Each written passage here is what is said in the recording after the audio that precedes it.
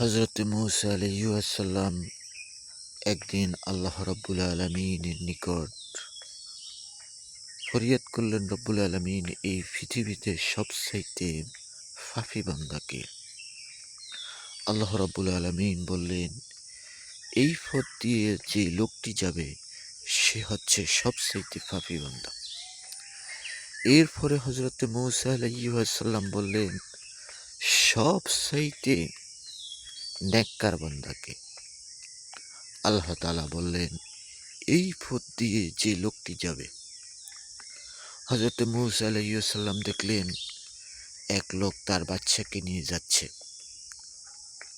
আল্লাহ রাব্বুল আলামিন বলতেছেন, ওই লোকটি হচ্ছে সবচাইতে পাপী বান্দা।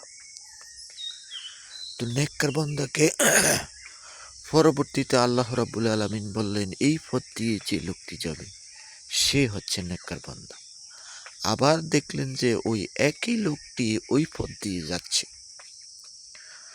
তখন হযরত মূসা আলাইহিসসালাম আল্লাহ তাআলাকে বললেন, আল্লাহ, একই ব্যক্তি কিভাবে সবচাইতে পাপী বান্দা হতে পারে এবং সবচাইতে নেককার বান্দা হতে পারে? আল্লাহ তাআলা বললেন যে ওই লোকটি যখন এই পথ দিয়ে যাচ্ছিল তখন তার ছেলে জিজ্ঞাসা করল যে, আল্লাহ, হে আমার বাবা, এই পৃথিবীতে সবচাইতে বড় কি? তার বাবা বলল, এই পৃথিবীতে সবচাইতে বড় হচ্ছে ওই পাহাড়। তার সন্তানটি আবার জিজ্ঞাসা করলো, এর চাইতে বড় কিছু আছে? লোকটি বলল, এর চাইতে বড় হচ্ছে এই বিশাল আকাশ। তার ছেলেটি আবার জিজ্ঞাসা করলো, এর চাইতে বড় কিছু আছে?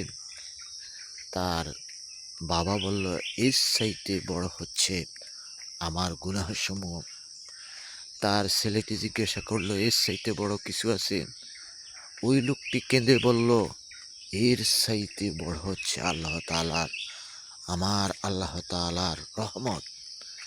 এই কথাটি বলার সঙ্গে সঙ্গে আমি ওই লোকটির সমস্ত গুনাহ ক্ষমা করে দিয়ে তাকে সবচাইতে নেককার বান্দা বানিয়ে দিয়েছি। সেজন্য আমরা সবাই আল্লাহ তাআলার প্রশংসা করব এবং তার রহমতের আশা করব যেন তিনি আমাদেরকে মাফ করে দেন। আসসালামু আলাইকুম রহমতুল্লাহি ওয়া বারাকাতুহু। সবাই আমাদের এই চ্যানেলটি ইসলামের বিভিন্ন বিধিবিধান জানার জন্য, নুরানি শিক্ষা জানার জন্য, হাদিস কোরআন জানার জন্য সাবস্ক্রাইব করুন এবং শেয়ার করে দিন। আসসালামু আলাইকুম রহমতুল্লাহি ওয়া বারাকাতুহু।